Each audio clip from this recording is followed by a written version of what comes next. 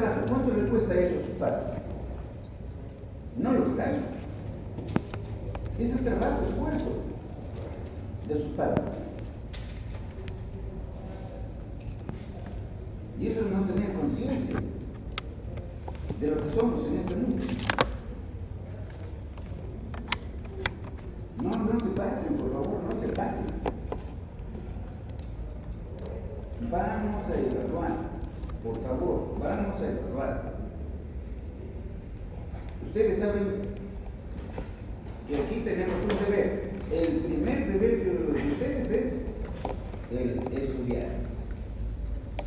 Ese es su primer deber. No pueden decir yo estudio en San Marcos y estar en la condición de joven. Nunca ha pasado esto. Al menos en mi curso no. Y ahora es de lo más normal.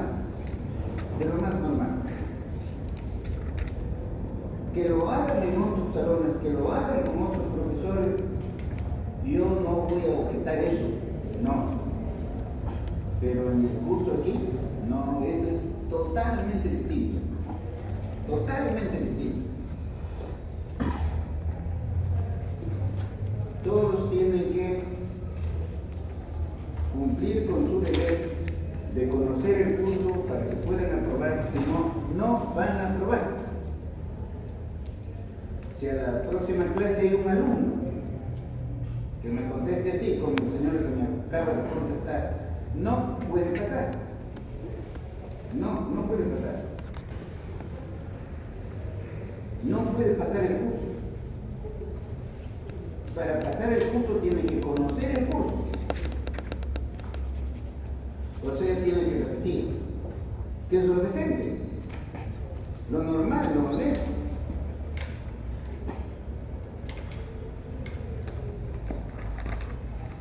Vamos a ver con una dama. Ya usted la segunda, por favor, de pie, de pie. ¿Te saluda, no? Ah, disculpe. De pie, por favor. ¿Es alumno? Hicimos la cosa. Estamos viendo derechos objetivos, pero al final Ya. ¿Qué entiendes por fuentes del derecho? Pero prerrogativas que el ser humano tiene, que el derecho positivo lo reconoce. ¿Cómo? Prerrogativas que el ser humano tiene, pero que el derecho positivo lo reconoce. A ver, explíquenos algo más. Como Algo debe querer decir, ¿no? Porque de donde surge el derecho, la fuente, la fuente. El derecho subjetivo con fuentes del derecho. Ahora vas a tu maquinita, no, eso está mal. Otra cuestión. Ese aparatito, como los teléfonos, están haciendo muchísimo daño. Y especialmente están haciendo daño a la niñez. De manera que si ustedes tienen en su casa a los pequeñitos, tienen que limitar en el uso de internet a los niños. Porque es un mal terrible que se está causando a la niñez. Ya hay países que están prohibiendo el uso del internet por los niños o que se utilice el menor tiempo que sea posible. Entonces ustedes quieren a su familia, quieren que esos niñitos crezcan bien, que se desarrollen bien, que desarrollen mental, no físicamente nomás, sino también mentalmente, en buena forma. Limiten eso a los niños, porque en el internet, como ustedes saben, hay de todo. Y eso deforma mentalmente. Piensen ustedes, es un cerebrito que está en formación, está limpiecito, pero se lo está embarrando, se lo está ensuciando. Algo tenemos que hacer en la sociedad no vivir como vive la oveja, no. Nosotros tenemos que preocuparnos por los demás. Para la próxima clase, estudios, por favor. Tienes que estudiar. ¿Eres alumno? Ya. Si eres alumno, claro, es como si no fueras alumno, pero para la próxima clase comienzas a ser alumno y vas explicando algo del curso de introducción al derecho. Haciendo siempre, porque toda su vida ustedes van a utilizar lo que estamos hablando aquí. Toda su vida ustedes van a utilizar el derecho positivo, el concepto de norma, las características de la norma jurídica, sus diferencias con la norma moral, con la norma de trato social, el ordenamiento jurídico, la jerarquización del ordenamiento jurídico. Eso lo tienen que conocer porque lo van a aplicar en todas las ramas del derecho. Los derechos subjetivos.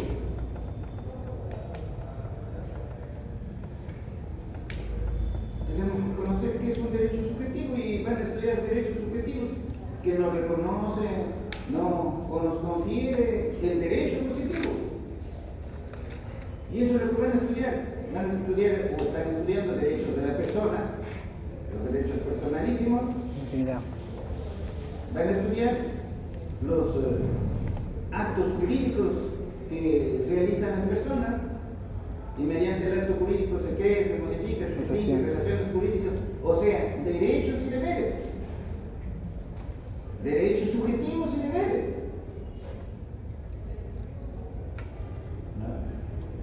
Van a estudiar derecho de familia, los derechos subjetivos de los padres, de los hijos. Van a estudiar derechos reales, que no pueden dejar de conocer. Van a estudiar derecho de obligaciones. Van a estudiar teoría del contrato, van a estudiar contratos especiales,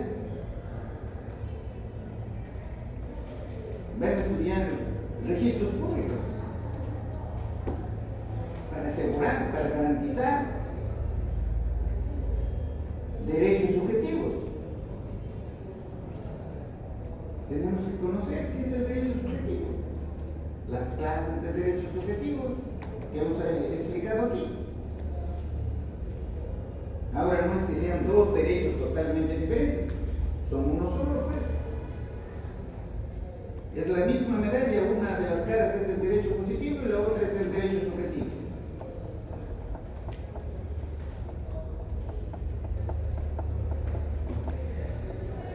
Van a trabajar con las fuentes del derecho.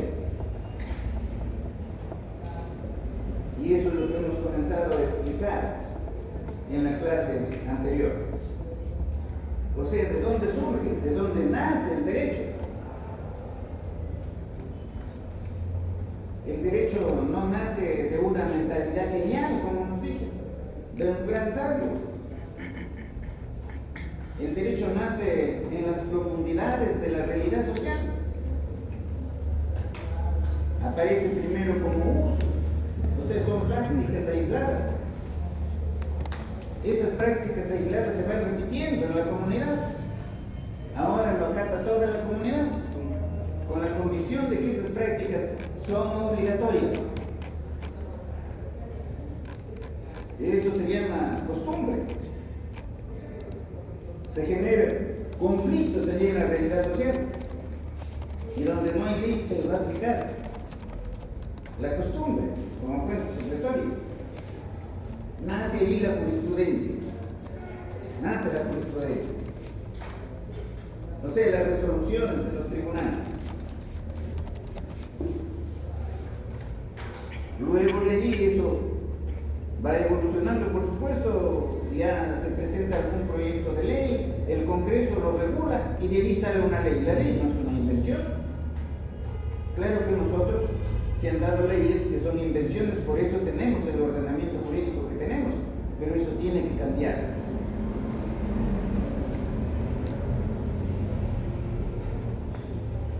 mezclar, hay que conocer la realidad social. Y esa realidad social la vivimos todos nosotros permanentemente. Y hay que ayudarnos del estudio que hacen otras ciencias de esa realidad social, como la sociología, la economía, la filosofía, la antropología, hasta la lingüística.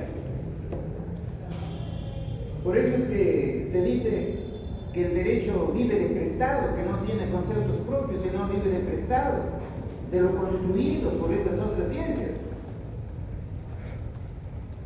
Y claro que en el Perú estamos mal, porque estudios sociológicos importantes no hay, económicos importantes no hay, históricos importantes sí, aquí hay algo, ¿no? Antropológicos no hay. O sea, nuestra cultura es pues muy subdesarrollada. Pero eso no quiere decir, no, que nosotros sigamos por esa ruta, sino tenemos que esforzarnos por conocer esta disciplina que se llama derecho, sin la cual no podemos vivir. No podemos vivir. Y ustedes como abogadas, como abogados, van a sentir esas deficiencias. Porque van a ir, por ejemplo, a un proceso judicial, llevan los hechos, clarito están los hechos, llevan las pruebas y dicen, no, aquí sale fundada, y le sale infundada. ¿Ah? Esa sentencia tiene precio. O esa sentencia es emitida por un juez que no tiene personalidad, que no tiene idoneidad, que no tiene probidad, que no puede desempeñarse como magistrado. Ahí van a sentir ustedes eso. Por eso ustedes se tienen que formar bien para que sean magistradas, magistrados del Poder Judicial, del Ministerio Público, del Tribunal Constitucional. Si no, ¿cómo creen que vamos a mejorar? ¿Ah? ¿Cómo creen que vamos a mejorar cuando una fiscal del grado más alto dice que el inocente tiene que probar que es inocente? ¿Así es? Fue Marita Barreto, ¿no? Pero lo ha dicho públicamente. ¿Y sigue siendo el fiscal? Marita Barreto. ¿Ah? Marita Barreto. Miren ustedes. Ya es lo máximo, ya. ¿Dónde salió? ¿En dónde lo dieron el título? Claro, pues aquí, faltó atrás, no estudió y pasó. Y pasó. Debido proceso. Un presidente del Tribunal Constitucional, no que diga. El Congreso. El Congreso No, para vacar al Congreso. tiene que tener esa voluntad. Con dos cuestiones de confianza hay que consultarle previamente al Congreso si quiere ser resuelto. ¿Ah? ¿Qué te parece eso? Ponte de pie. Todos tienen que pensar eso.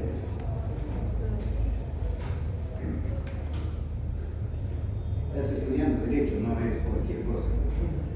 Si no, ya estás, ¿cuántas clases ya de Derecho? ¿Ah? ¿Ya ven? ¿Ven ustedes? Está sentado ahí, pero no está en clase. Ese es el otro problema. Está sentado ahí, pero ni sabe de qué estamos hablando. ¿Ah? Asiento. Cierra tu aparatito, eso no te sirve para nada. No, cierra el aparato, cierra de una vez y escucha la clase. Ya, por favor. Tiene que haber un orden. No puede ser esto. ¿Qué cosa estás haciendo ahí con ese aparato? Estamos hablando de qué cosa, ¿de quién va a contestar? Señorita, la que está al final. Es alumna libre. ¿Ah? Alumna libre. Alumna libre, David. Los que son alumnos libres contesten, por favor, soy alumno libre. Yo no tengo por qué obligarles a ustedes. ¿No? Sí, usted quería. Usted mencionó si es que nosotros deberíamos consultar al Congreso para penalistas puedan ser disueltos. Si ustedes deben consultar al Congreso, imagínense. Imagínense dónde están. Esa es la cuestión de la voluntad. Esa es la cuestión de la facultad. Y yo lo que he manifestado es que el presidente del Tribunal Constitucional manifestó que para vacar al Congreso con todas cuestiones de confianza, Ellos. previamente hay que consultarle A ellos. Por eso, si tiene la No, voluntad, si quiere, la voluntad de ser vacado. disolverse. Es falso, pues, totalmente. ¿Qué le parece eso? Eso Es, explica. es una barbarie. Eso, ¿a usted qué le parece si desea hablar? Sí. Claro. Aquí aquí son libres ustedes de opinar. No estoy de acuerdo con esa forma de poder tratar, debido a que no puedes consultar a alguien que tal vez esté trabajando de una manera incorrecta para que él decida retirarse o no. No puedes hacer eso. Obviamente, incluso si a mí me preguntaran de qué a dónde vas, hasta si estuviera realizando un trabajo, pues sería de eso. Incluso tal vez viendo los beneficios de la cosa que puedo hacer. Y si me dan la oportunidad, pues es cuestionable. Sería, por ejemplo, le pongo otro ejemplo, que yo le tomo el examen, ya, se saca 8, yo tengo que llamar. ¿Quieres que te desapruebe aquí, que te ponga el 8 o quieres que te ponga 15? Claro. Y lógico. Atrás quiere hablar. Profesor, la clase anterior en cívico le hice la mención de que esto está volviendo un poquito a lo que viene a ser el típico estado fascista, autoritarista y toda la cosa, debido a esa nueva promulgación que dijeron de que ahora uno tiene que estar siempre con el DNI o si no lo podían detener por 4 horas. Y yo digo esto no solo porque sucedió el eso, presidente del sino Tribunal que si unimos los cabos, es decir, Pero ponte de aquí para que todos lo escuchen. uniendo los cabos, es decir, lo que dijo la fiscal respecto a la presunción de inocencia, más lo que dijo es que el presidente Del TC. del TC, más lo que salió hace un tiempo respecto a Hace unos días. la legítima defensa y cómo ahora sí es posible matar, Modificaron el artículo si se 20 del prueba que Código hay legítima Procesal Penal. defensa, pero que hubo una mayor esa nueva revisión que salió hacía más énfasis en que la policía podría pues realizar actos letales. Entonces, todo esto suena a casos aislados, pero al momento de juntarlo suena mucho a lo típico que sucede en una dictadura. Y yo viéndolo así desde hace tiempo, cuando salen noticias de este tipo, por ejemplo, de la fiscal que dijo que hay que probar la inocencia, creo que ya no duele tanto como para que uno sufra, sino que tiene que echarse las risas necesarias, porque si no ya sería demasiado sufrimiento. Porque ahorita, tal vez, por cuestión de mantener un buen ambiente, no estamos viendo la repercusión que realmente tiene que una persona de ese cargo diga una salvajada de este estilo, porque a la larga significa problemas tanto para nosotros como para los que no somos estudiantes de derecho. Pero miren, lo que quiero decirles con esos ejemplos es de que eso no va a cambiar si no cambia la facultad. Porque, y no solamente esta facultad, sino todas las facultades de derecho. Porque ¿de dónde salen ellos? Ellos salen de las facultades de derecho. Y un abogado no puede hablar cualquier cosa, porque para eso estudiamos en la universidad.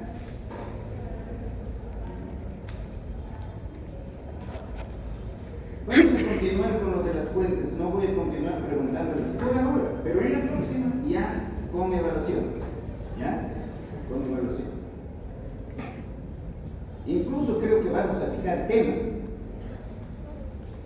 Sorpresa. Y temas que sean de trascendencia, que ustedes necesariamente tienen que conocer, ¿no? Su argumentación, señorita, de paso debo decirle que está bien, ¿no? Está bien. Al comienzo no estaba usted bien, pero después no lo ha hecho bien. Bien, las fuentes, o sea, de dónde nace el derecho. ¿Cómo surge el derecho?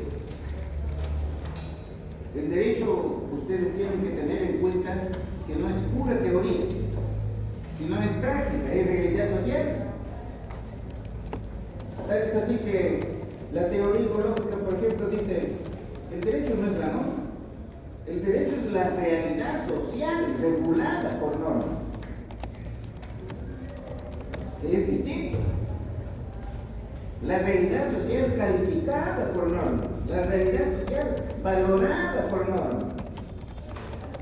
Y es así, pues, en el supuesto normativo, allí no está descrito el hecho de la realidad sin valorar, sino haciendo una valoración. Allí no describe, por ejemplo, el homicidio, no dice, no, qué cosa es el homicidio puramente allí, sino una valoración, y dice, no, el que intencionalmente mate a otro Antecedente, sufrirá nexo y tal consecuente. pena. Porque lo que persigue la norma es que no se mate a otro. O dice, el vendedor se obliga a transferir la propiedad del bien.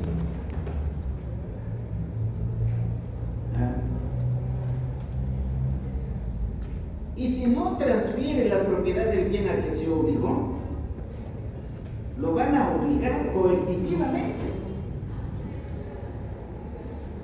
Y si con ese incumplimiento ha causado un daño, lo van a obligar a indemnizar el daño. El derecho es así. No es que compra-venta es aquel por el cual una persona, no, debe transferir la propiedad del bien y el otro debe pagar el precio en dinero. Y entonces ya hay las otras normas que dicen, si incumplen con esas obligaciones, pueden ser obligados coercitivamente, lo pueden forzar a que cumplan, pueden utilizar incluso contra él la violencia para que entregue el bien o para que pague el precio.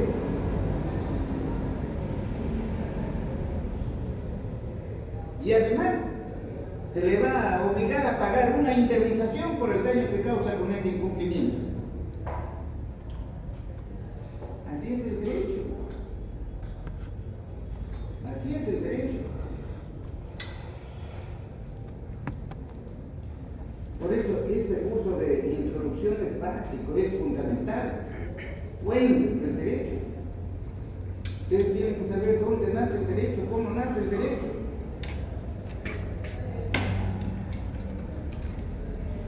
Nace ahí en la realidad social, pero eso se traduce en ¿qué? En una ley, en un decreto, en una resolución, en una sentencia, en un laudo arbitral.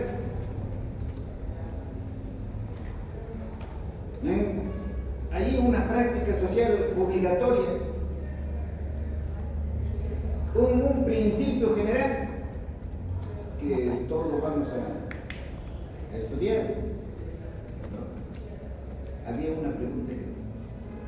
Sí. No, solo quería mencionar que eso último que acaba de mencionar usted se relaciona con el tema de la estructura de la norma, ¿no? El antecedente, el nexo y el consecuente, que o sea, la ley, la norma no está solo para, como quieren decir, describir, sino también en eso, ¿no? En la norma, en la ley, te da, ¿no? Una sanción respecto a lo que tú vayas a ocasionar, ¿no?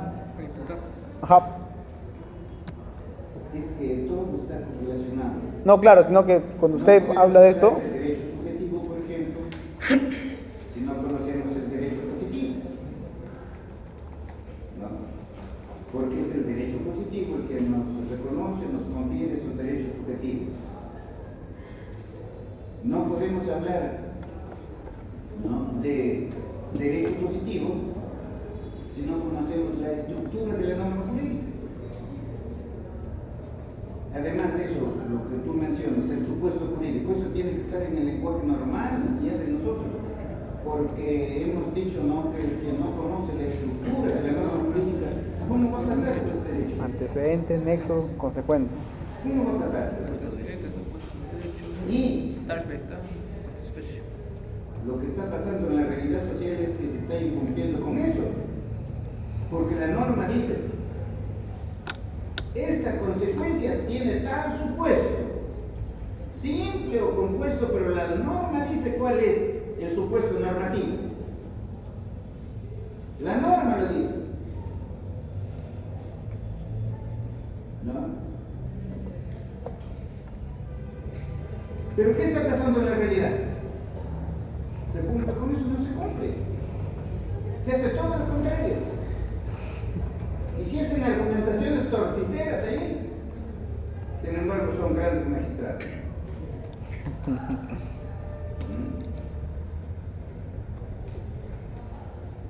Y ustedes deberían preocuparse por eso. ¿Ustedes por qué creen que no me meten a la cárcel cuando yo digo que el Congreso de la República bajó al presidente contraviniendo el artículo 89 del reglamento? ¿Por qué creen? Poder, amiguismo, dinero.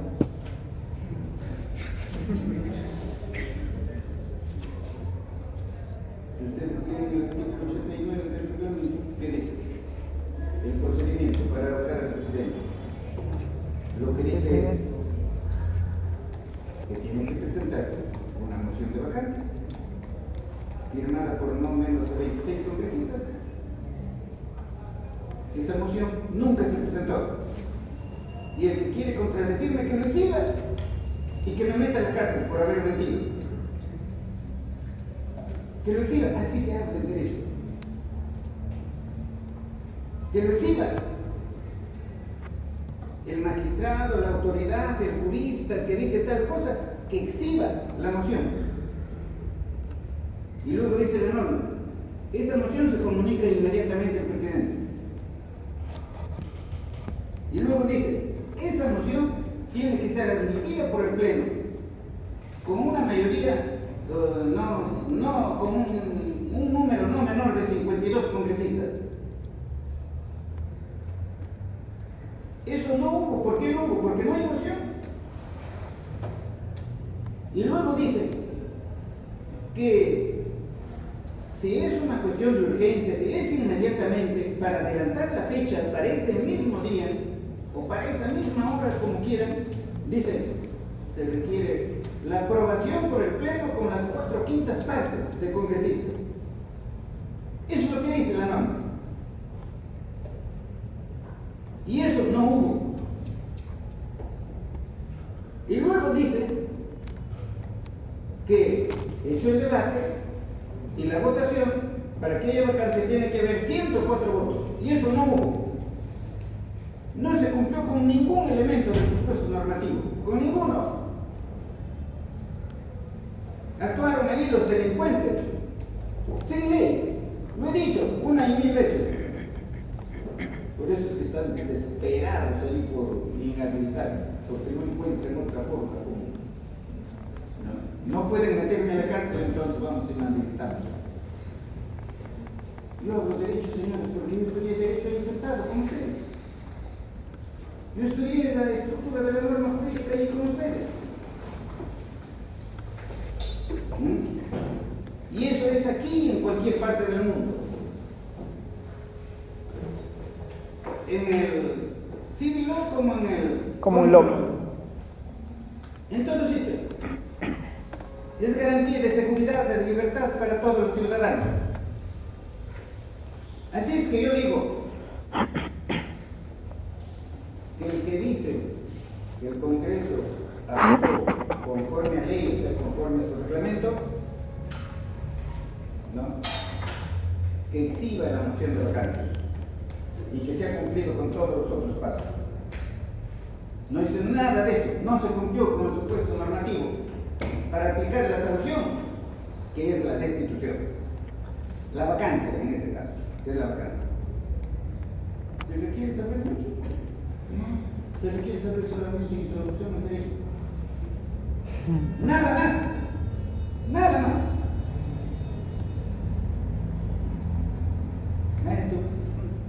Con respecto al tema, doctor, el pronunciamiento que hizo el presidente Castillo, el mensaje a la nación era causal de vacancia. ¿El presidente García? No, Castillo. ¿Cómo? El presidente Pedro Castillo, Ah. el pronunciamiento que hizo era Lo causante que de estoy- violencia. son dos hechos diferentes.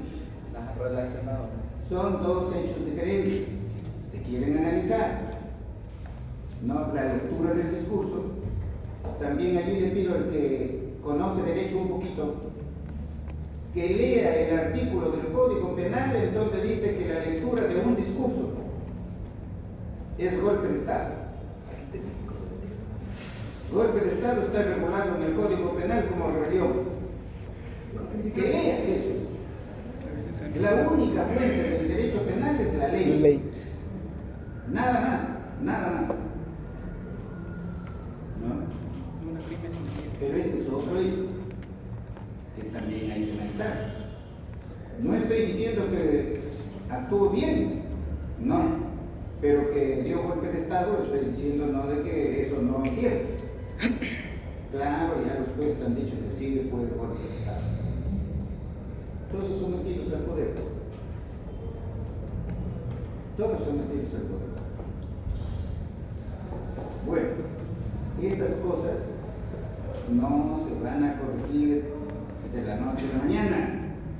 Lo que queremos es que mejore el país. No va a mejorar el país de la noche a la mañana. Eso hay que trabajar. Hay que formar buenas juristas. Para que eso cambie, para que mañana no ustedes ya no actúen lo mismo, sino apliquen el derecho y seamos un país civilizado. Si no, no hay. Estructura de la norma jurídica. No es para que cuenten cuentos. Ustedes deberían saber eso, pero son muy irresponsables. Porque en mi época los alumnos estarían debatiendo eso. O estaban en mi época, se estaba debatiendo eso, se estaba discutiendo eso. Ahora el alumno de derecho es nada, es nada. Al extremo, ¿no?, que uno le pregunta, dicen, no asistí a la clase anterior, entonces no estoy obligado a saber la clase anterior. Eso no es así, por favor. Para todos, no es así. Si estamos aquí, no asisto a la clase porque me enfermé, porque, bueno, por X motivos, pero inmediatamente, pues, esto pregunto a mis compañeros, a uno de mis compañeros, ¿no?, qué cosa hicieron en la clase y me pongo al día. Es lo normal. Porque ustedes saben que nosotros no somos solamente individuos, sino somos sociedad, necesitamos de los demás. No solamente vivimos, sino convivimos, coexistimos con los demás.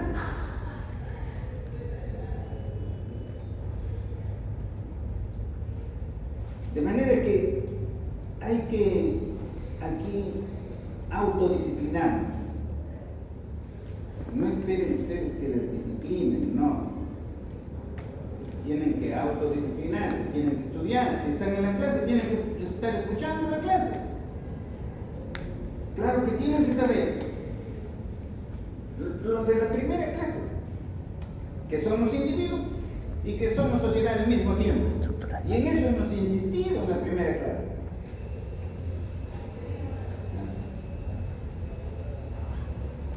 Como individuos somos irrepetibles, insustituibles.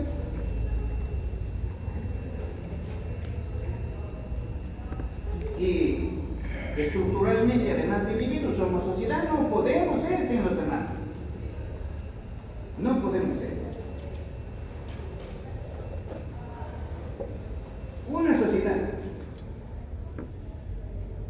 si no trabaja juntos, con todos sus ciudadanos sobre la base del bien, está destinada al fracaso. Está destinada al fracaso. Ustedes en el estudio incluso debe haber colaboración entre ustedes. No entienden un punto, lo preguntan al otro, al compañero. Preguntan. Bien. entramos en la clase anterior a estudiar la clasificación de las fuentes.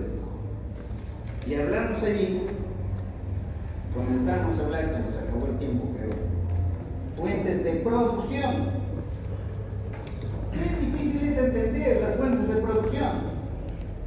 O sea, ¿quién produce el derecho? ¿Quién crea la norma jurídica? A eso se refiere las fuentes de producción.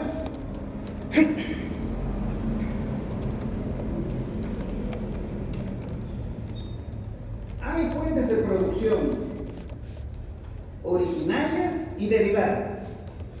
Fuente de producción originaria es aquella que no se sustenta, que no se basa en un ordenamiento jurídico precedente. ¿No? Es un poder originario. Y ya lo hemos explicado también. Es un poder originario. ¿Cuál es ese poder originario?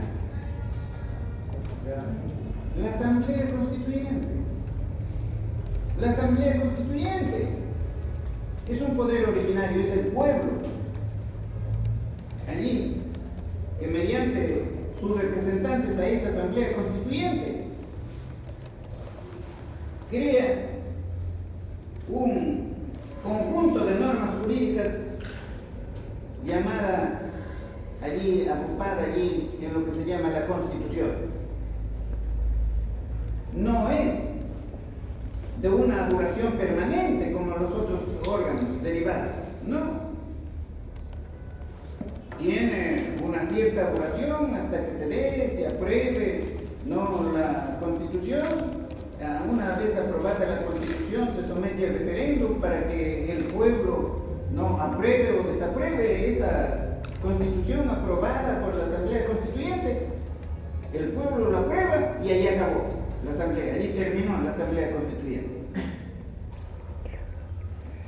Miren ustedes en Chile, convocaron a una Asamblea Constituyente, la Asamblea Constituyente no elaboró un proyecto de Constitución.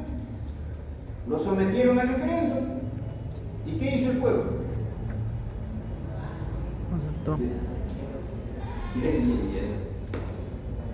fue aceptado. ¿Qué hizo el pueblo? No fue aceptado. ¿Ah? No fue aceptado. ¿Ah? La nueva constitución que elaboraron en Chile no fue aceptada en el referéndum. ¿Qué? La nueva constitución que se debatió en Chile en el referéndum no fue aceptada. Ya, no lo aprobó el pueblo. Ajá, no fue aceptada. No lo aprobó el pueblo. En el referéndum no fue aprobada. Fue desaprobada. Ahora, creo que han nombrado una nueva comisión que están elaborando algo allí y eso tampoco lo va a aprobar el pueblo. ¿Por qué?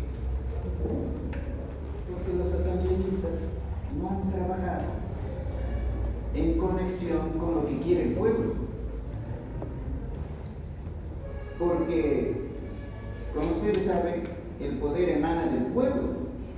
El pueblo es el poder supremo.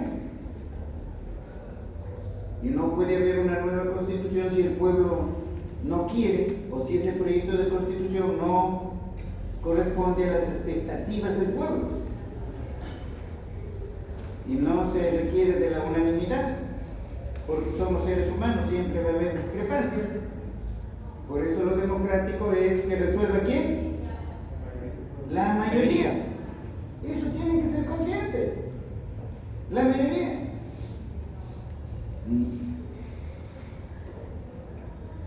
Poder original, Asamblea Constituyente.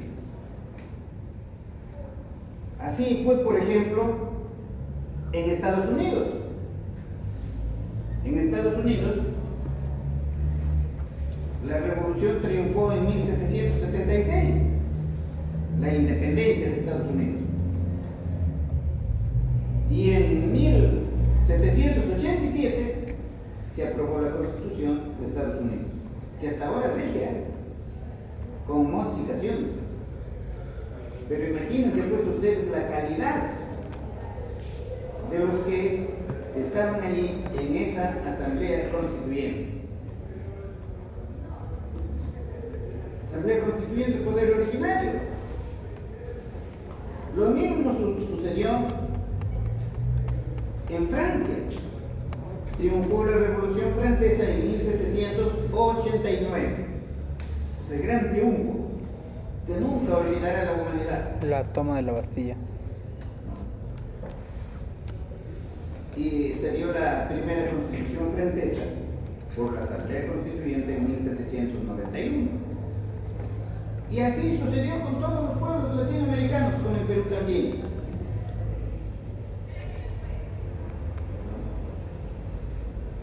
Pero, ¿quién sabe?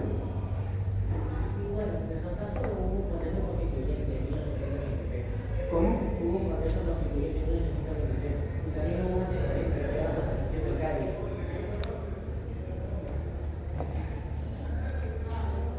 La Constitución de Cádiz se dio en España. Nosotros pertenecíamos a España. Nosotros éramos colonia de España. Pero fíjense ustedes allí, en la época de la colonia, ya los peruanos teníamos muchos derechos. Ya había las leyes de Indias en protección de los indios. Nos llamaban indios, ¿por qué? Porque al inicio creyeron que los Colombia habían llegado a la India. Por eso, o sea, no lo hacían con esa expresión despectiva con la que se hace ahora. Y se dice esos indios. Esos indios. Eso es lo que no han entendido ustedes. ¿Saben a quién se refieren? ¿Saben a quién? ¿A quién se refieren? ¿A cuáles indios se refieren? Los indígenas. ¿A cuáles? Ni siquiera tenemos conciencia A los mestizos. de esa realidad. A todos ustedes, indios, con desprecio, con desprecio. ¿Ven ustedes lo que somos? Ni siquiera tenemos conciencia de nuestra realidad social. De nuestra realidad social. En 1812 se dio esa Asamblea Constituyente en España y el que presidía la Asamblea Constituyente fue un peruano,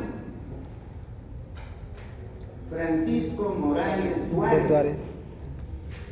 Miren ustedes, ese es el que presidió, un peruano, o sea, allí los peruanos tenían iguales derechos que ellos.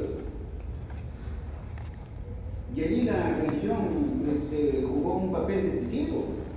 La religión salió en protección de los derechos de los indios, de miércoles que no entienden nada, ni siquiera saben cómo los tratan. Ni siquiera. ¿No? Y más bien salen en contra de ellos mismos. No hay peor enemigo de un indio que otro indio. No hay. No. Claro, decir estas verdades en el Perú es un crimen.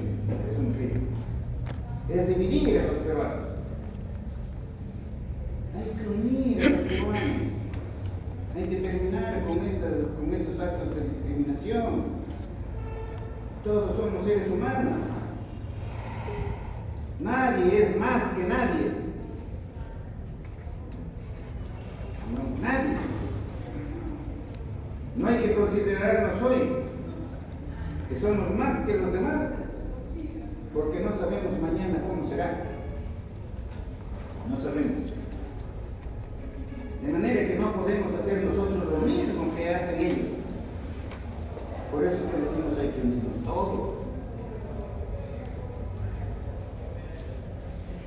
Sin discriminación alguna, menos por razones políticas.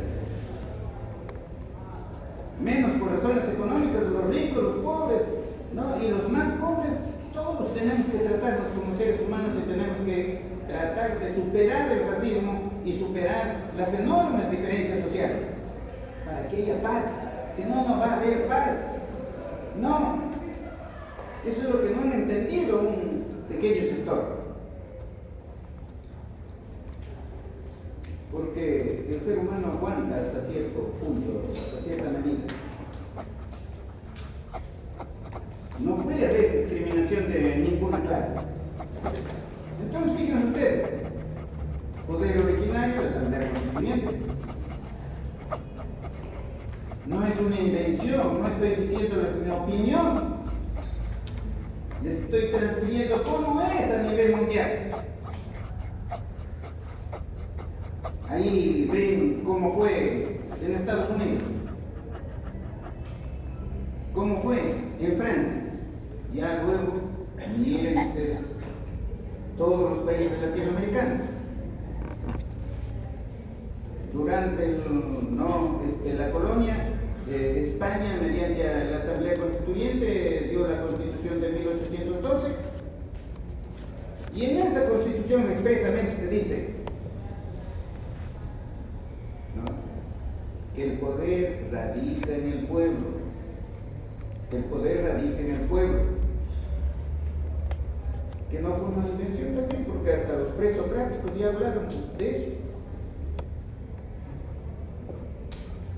Que la democracia es eso, el gobierno de los más,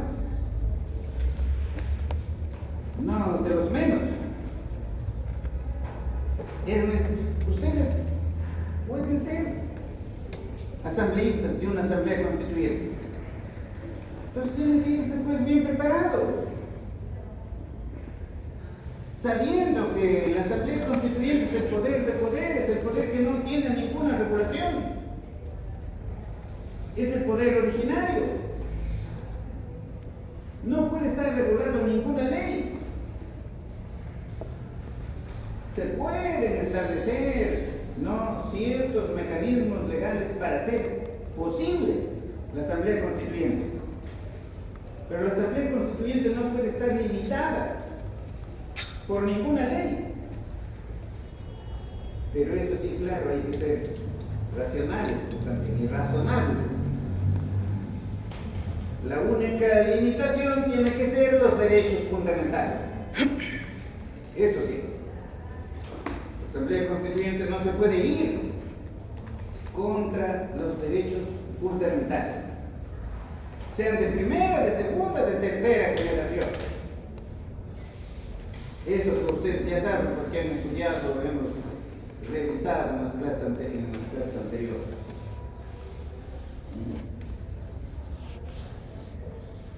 Algunos dicen, no puede haber asamblea constituyente porque no está regulada la Constitución. Ese es otro, ¿dónde estudiar? ¿Dónde estudiar? Claro, en universidades de prestigio, ¿no?, de primer nivel, de jerarquía. Pero de jerarquía, ¿por qué? Ya ustedes miren, pues, compárense. Compárense, ¿no?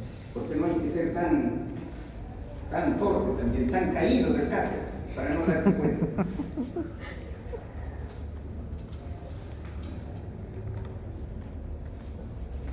No está regulado en la Constitución. ¿Cómo vas a regular en la Constitución la Asamblea Constituyente? ¿Cómo le vas a regular a las generaciones futuras? ¿Cómo se puede dar una nueva ley? Una nueva Constitución. No puedes poner estos frenos a las generaciones futuras. No porque nosotros somos esta clase de sociedad, vamos a querer que las generaciones futuras sean lo mismo o peor. Si nos vamos por el camino que estamos, va a ser peor. Entonces eso es lo que hay que corregir, pero hay que hacerlo de buena fe. Y para eso hay que prepararnos, hay que estudiar. Para hablar con fundamento, para hablar con base, para hablar con conocimiento. Y con humildad. Con humildad. Nunca nos podemos considerar más que el resto de nuestros semejantes. Nunca. Poder derivado es aquel poder creado especialmente por la Asamblea Constituyente, allí en la Constitución. Sí. Allí en la Constitución se han creado una serie de poderes, de organismos autónomos. Los ministerios están ahí. Dice poder legislativo, artículos 90 al 102. Habla de la función del poder legislativo, de la formación y promulgación de las leyes, poder ejecutivo, ¿no? Artículo 110 al 118, o sea, fíjense, poderes derivados. ¿Derivados de dónde? De allí, del poder constituyente. El poder constituyente lo ha creado aquí en la Constitución. Y le ha señalado cuáles son sus facultades a cada órgano. Y dice que cada uno es autónomo con relación al otro. Pero eso no quiere decir que no trabajen coordinadamente, tienen que trabajar coordinadamente.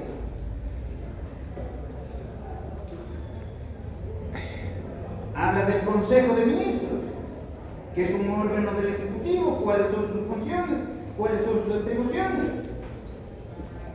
Habla de las relaciones del Poder Ejecutivo con el Poder Legislativo. Artículos 130 al 136.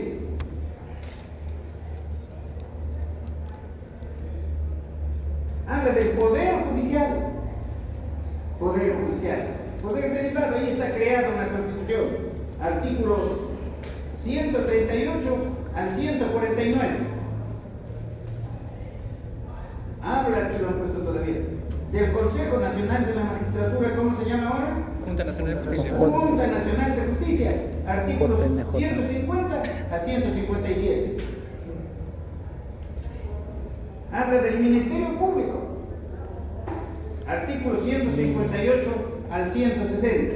MPFN. La Defensoría del Pueblo, artículos 161 a 162.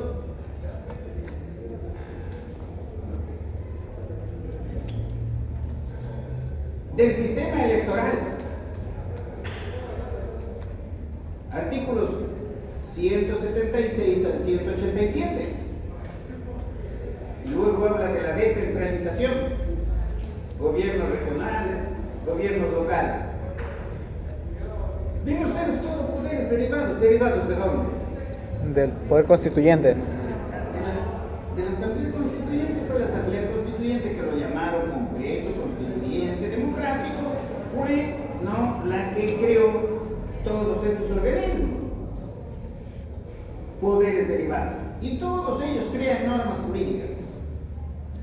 Fuentes Lo de... produce el Congreso de la República, que da leyes, decretos legislativos. Lo produce el Poder Ejecutivo, que da decretos supremos, que reglamenta las leyes. Lo produce el Poder Judicial, que dicta sentencias. La Defensoría del Pueblo, el Ministerio Público y todos los demás que dictan resoluciones dentro de sus competencias. Todos crean derecho.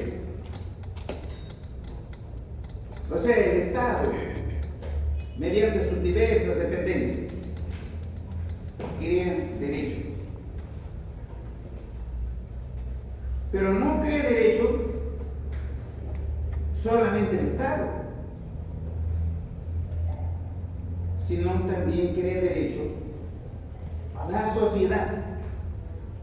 La sociedad. ¿Cómo? Costumbres. Mediante Las costumbres. usos y costumbres. La sociedad crea derecho mediante usos y costumbres. También crea derecho los particulares. Claro, mediante sus actos jurídicos, ¿no? Allí, por ejemplo, hay que superar ese debate de que los particulares no generan derechos. Claro que los actos jurídicos crean derecho, crean normas particulares, ¿no?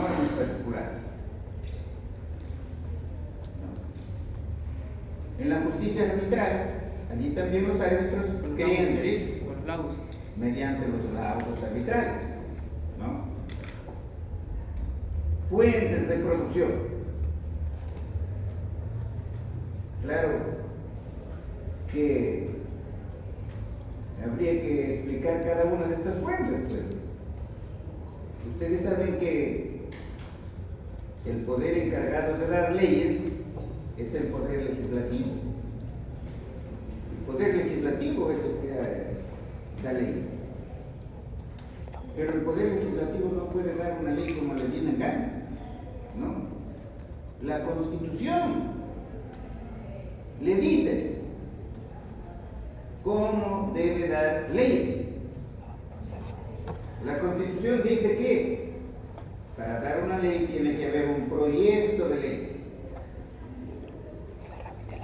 Y dice quién puede presentar ese proyecto de ley. Lo dice, ¿no? Lo puede hacer cualquier congresista. Lo puede hacer el Ejecutivo. Lo pueden hacer los otros órganos del Estado. Lo pueden hacer los colegios profesionales dentro de sus materias respectivas.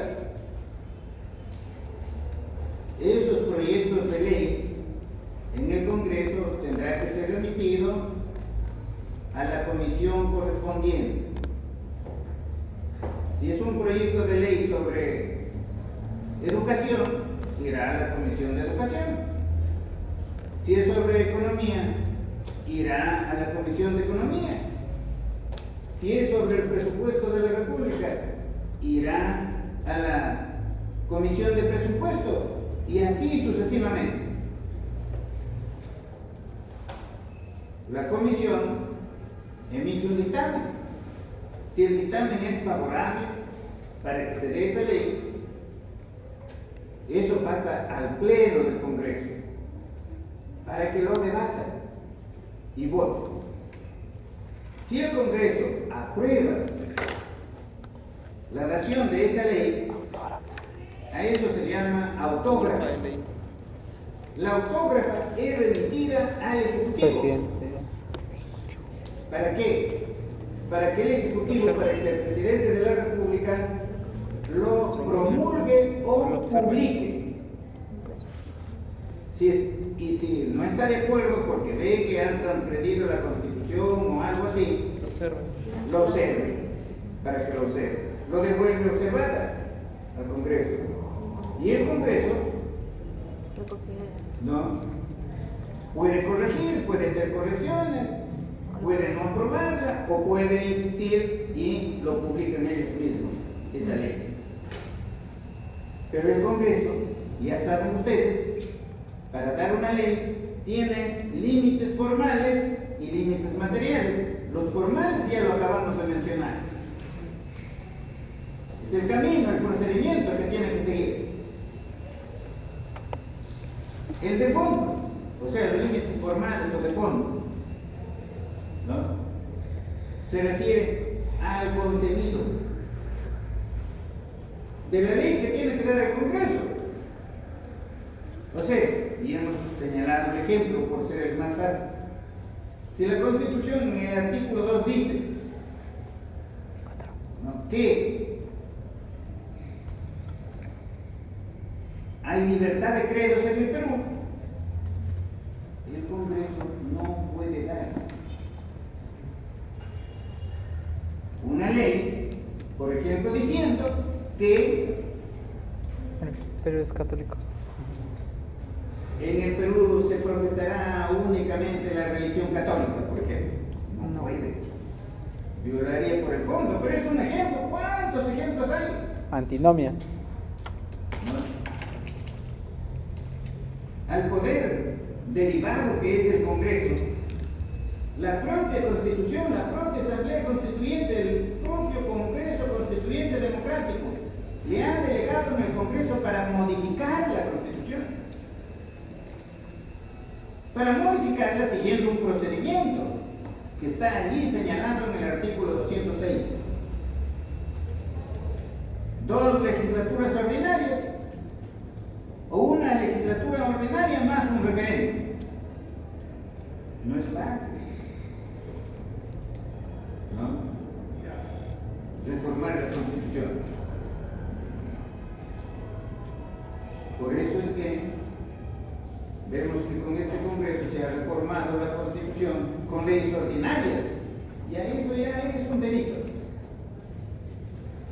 Eso ya es un delito. Y lo han hecho a sabiendas. Pero todo eso se debe investigar, no hoy, porque hoy es imposible. No se van a investigar ellos mismos. La investigación tiene que ser en su oportunidad. No sé si de aquí a 1 año, 2 años, a 15 años, a 20 años, pero se debe investigar. Porque si no se investiga y no se sanciona, 200 años más vamos a vivir. O van a vivir ustedes, porque yo ya no voy a estar. No, Yo voy a profe. estar tranquilo, mirándoles, ¿no? Por malcriados, por ociosos, les pasa eso. ¡Ay! Profe, no. No. Ustedes no van a querer que les pase eso de manera que tienen que estudiar para que todo lo que está pasando ahora se investigue y se sancione en su oportunidad. ¿No? O sea, fíjense, nadie en el Estado de Derecho puede hacer lo que quiere. Y yo he visto una sentencia por ahí que dice: no, aquí no aquí no han tomado una decisión jurídica, aquí han tomado una decisión política. Y yo les pregunto, ¿la política se ejerce al margen del derecho? No. No puede. El poder, ya hemos visto, el poder político crea la ley. Y él mismo queda sometido a la ley. No era así cuando el gobernante era un rey con poderes absolutos. Él creaba la ley, pero él no quedaba vinculado a la ley. Para terminar con eso, para que el mismo que da la ley quede vinculado por la ley que da, se crearon las asambleas, los parlamentos. Para eso. El que cree la ley está vinculado por la ley que da. La ley vincula a todos, obliga a todos, gobernantes y gobernados. A todos. De manera que si un juez dice: solamente ha sido una decisión política, la decisión política se da dentro del marco jurídico. O sea, el poder político crea la ley. La ley vincula al poder político. Y eso lo hemos estudiado. Ese temita, ¿no? Derecho y poder político. Hay una interacción dialéctica allí. Ustedes, si conocieran eso, se convierten pues en grandes juristas en el Perú. Serían grandes juristas en el Perú ahorita, en este momento.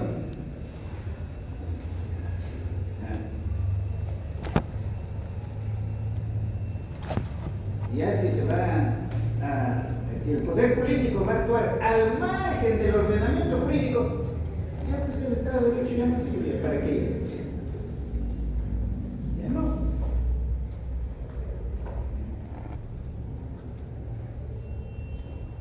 Entonces, fíjense ustedes, la ley, que se convierte en la fuente principal de derecho. La fuente principal, la ley. Y en algunas materias se convierte en la fuente única de derecho. Por ejemplo, el derecho tributario. Penal también. No se puede crear tributos, impuestos. No se puede crear impuestos sino por ley. Eso de crear impuestos, eso tiene una trascendencia extraordinaria. Vean nomás ustedes, no, la independencia de Estados Unidos se creó por eso. Se dio el levantamiento fue por los impuestos. Imagínense pues ustedes que a los gobiernos regionales, a los gobiernos locales, se les faculte para crear impuestos. Ellos los que pueden dar son tasas que se crea por la prestación de un servicio, que es distinto. La tasa se crea por la prestación de un servicio. El impuesto todo aquel que tiene ingresos paga los impuestos que van al Estado y el impuesto le pertenece al Estado. Por eso es que, no se han escuchado, yo he salido diciendo, el que se lleva los impuestos del Estado es un ladrón. Los impuestos no es del que genera la renta, eso lo he dicho públicamente. El impuesto le pertenece al Estado. Todo el que genera la renta tiene que pagar el impuesto al Estado, porque el impuesto es del Estado. Con eso se atiende ¿qué? Los colegios, hospitales, etc. Todos los servicios públicos. La seguridad interna, la seguridad externa. Todo eso, miren ustedes, qué difícil es entender lo que estamos conversando. Ya después, pues ustedes leen también, para que se acentúe el conocimiento con cariño, con amor, con alegría.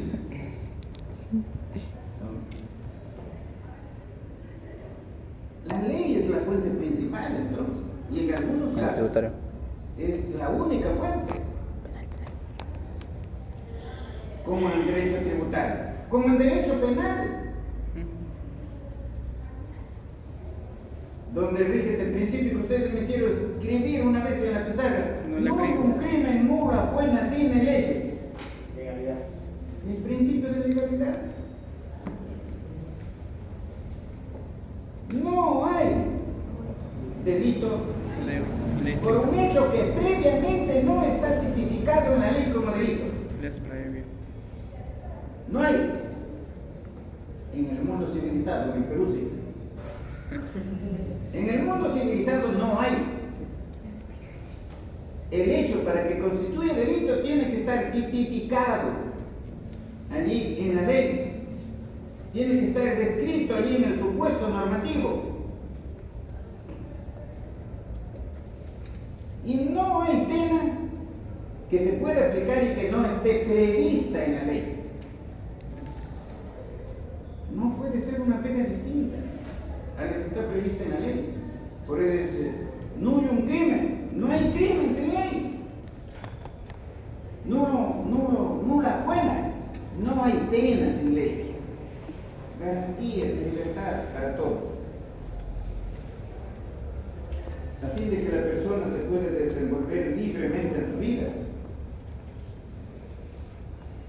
tanto en su actividad privada como en su actividad pública. ¿No?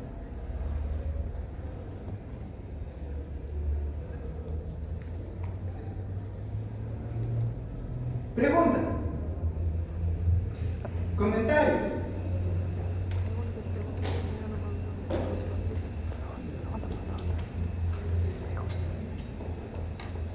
Doctor, ¿les parece? ¿Les parece hacemos un receso? Ya, pero una preguntita. A ustedes, ¿quién quiere contestar? ¿Qué son los decretos de urgencia? Porque lo hemos visto. Está ¿En qué materia se dan? ¿Ah? A ver. No, está loco. Desastres naturales. ¿Puede legislar en alguna materia? En materia ¿Sin delegación del Congreso? Sí. ¿Mediante qué? Decretos ley. ¿Ah? Decretos ley. No, nunca eso.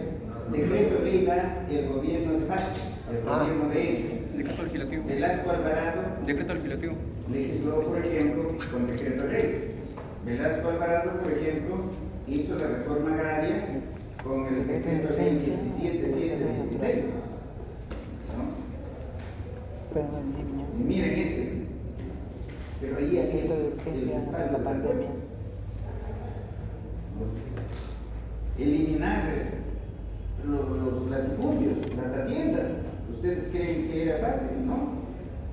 Claro que muchos critican eso porque extrañan mucho lo que sucedía allí, en donde los hijos de los hacendados no podían estudiar, porque el hijo de un hacendado estudie, ¿no? Significaba un peón menos críen. Donde no, las hijas allí de los trabajadores, de los empleados de la hacienda, cuando querían contraer matrimonio, tenían que pasar primero Por el patrón. por el patrón o por los hijos del patrón. Y eso es lo que extrañan mucho algunos de ahora, porque quieren que su madre hubiese pasado por eso, que su hija hubiese pasado por eso y así por el estilo. Claro, Oh, no. claro. ¿Ah? No conoce pues lo que se vivía en la hacienda. La vida en la hacienda no conoce. Ahora que hubo fracasos, también pues hubo fracasos. Hubo errores. No hay que colectivizar toda la propiedad mediante las AIS. Caps. ¿Ah? Eso no le gustó pues al campesino y hubo un fracaso allí. Pero eso es por no conocer la realidad social. Nada es perfecto, pues. Nada es perfecto. Tenemos que hablar de lo bueno y de lo malo. ¿Para qué? Eso es como decir, cuando caminamos hay que caminar de frente para saber hacia dónde nos vamos, qué queremos hacer de nuestra vida, qué país queremos construir. Y hay que mirar para atrás, para saber de dónde provenimos, para no olvidarnos. Para no olvidarnos, por ejemplo, de los errores que hemos cometido, para que no volvamos a conocerlos, a cometerlos. Así tienen que andar ustedes, con seguridad, con firmeza, estudiando, confiando en ustedes. Ahora no se puede confiar casi en nadie. Ahora hay que confiar en uno mismo. Y para que ustedes confíen en ustedes mismos, tienen que estudiar. Tienen que estudiar. Bien, ¿descansamos un cuarto de hora? Sí. Muy bien, ya. Bien. Descansamos un cuarto de hora. Sí. Salíamos a